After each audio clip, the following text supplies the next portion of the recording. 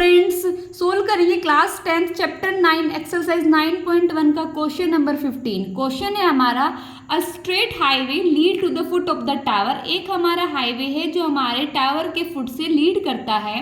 A man standing at the top of the tower observe that A car of angle of depression 30 degree. और tower के top पर एक आदमी खड़ा हुआ है जो ऑब्जर्व करता है वहां से कि एंगल ऑफ डिप्रेशन है वो कितना 30 डिग्री है, which is approaching the foot of the tower with the uniform speed. 6 second later, 6 second के बाद the angle of depression of the car found would be 60 degree. वो फाइंड करता है कि 6 सेकेंड के बाद एंगल ऑफ डिप्रेशन हो जाता है कार का 60 डिग्री हो जाता है। Find the time taken by the car to reach the foot of the tower. और टावर के फुट तक पहुंचने में कार कितना टाइम लेगी ये हमें फाइंड आउट करना है। ड्रा करते हैं हम डायग्राम इसका। सपोज करेंगे ये क्या है, हमारा फुट ऑफ द टावर, हमारा टावर है और ये क्या है उसका नीचे का हमारा ग्राउंड है, राइट। और यहाँ पर हमारा कोई खड़ा हुआ है टावर के फुट पे, यहाँ पर कोई है, यहाँ से वो ऑब्जर्व करता है कि जब यहाँ से उसने पहले देखा था तो एंगल कितना था हमारा, जब पहले उसने देखा कि एंगल कितना था हमारा 30 डिग्री था।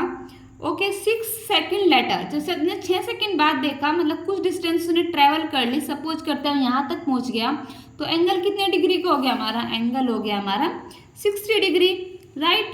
कितने सेकंड चला है, वो चला है 6 सेकंड तक चलने के बाद।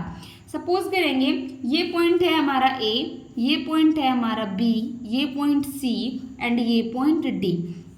और हम ये भी सपोज कर लेंगे जो हाइट ऑफ टावर है वो कितनी है हमारी h मीटर है। अब हमें ये वाली डिस्टेंस फाइंड आउट करनी है कि मान के चलेंगे यहाँ से यहाँ तक जाना है वो t टाइम लेता है यहाँ से यहाँ तक पहुँचने में। तो सब क्वेश्चन करेंगे हम, solution let the height of tower be h metre, right. और हमारी डिस्टेंस जो जब जहाँ तक वो टावर तक पहुँचने में कितने डिस्टेंस कितना टाइम लेता है, वो t टाइम लेता है। ये भी हम सपोज ही करेंगे। Let the time taken by car से ही तो जाता है वो, टू मूव बी टू सी कितना होगा, हम लेते हैं सपोज करते हैं हम t सेकेंड उसने टाइम लिया है।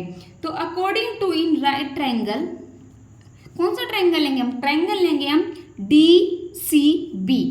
इन ट्रायंगल DCB एंगल कितना था हमारा 60 डिग्री था। तो एंगल के सामने वाली साइड ये परपेंडिकुलर, ये हमारा बेस, परपेंडिकुलर बेस में किसका रिलेशन है, पहले ही बताया मैंने आपको, tan का। तो यहाँ पर आएगा हमारा tan 60 degree equal to perpendicular upon base, मतलब DC अपॉन आएगा BC के, DC अपॉन BC। tan 60 की वैल्यू कितनी होती है, tan 60 इक्वल होता है हमारा √3 के। DC कितना है, DC हमने सपोज किया था हमारा h है, और ये कितना है BC हमने सपोज किया था कि t सेकेंड टाइम लेता है, तो t आएगा यहाँ पर। इनके आपस में मल्टीप्लाई करते हैं तो यहाँ पर आएगा हमारा h इक्वल √3t, राइट। अब हम करते हैं नेक्स्ट वाला, ये वाला एंगल से।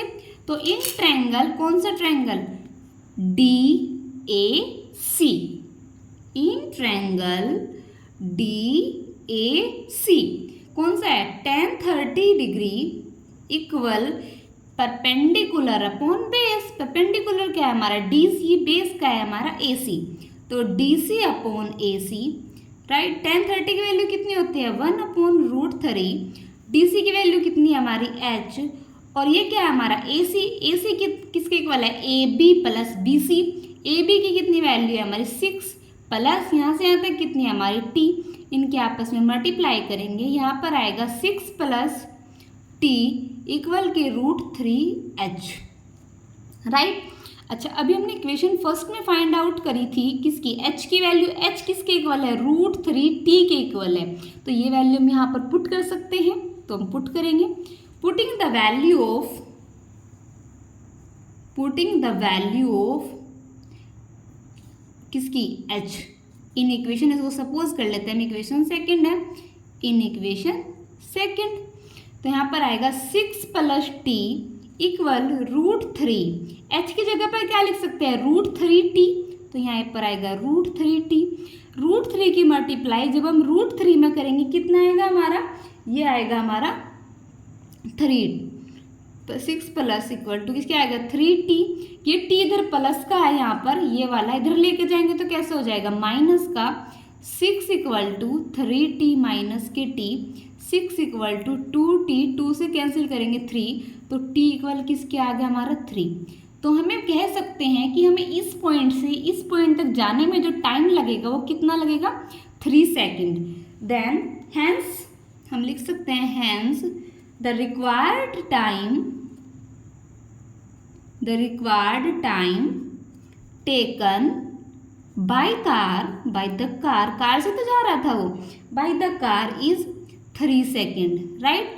आई होप आपको क्वेश्चन समझ आया होगा। कोई डाउट है तब कमेंट कर सकते हैं, otherwise please like share and subscribe. Thank you.